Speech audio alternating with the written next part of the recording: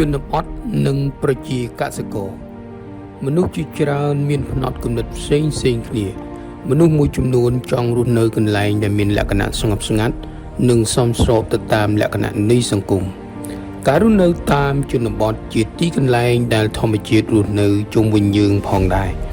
សម្រាប់មនុស្សដែលចូលចិត្តបែបទេសភាពមិនអាចភ្លេចទីកន្លែងជនបទបានឡើយទោះបីជាមន្ត្រី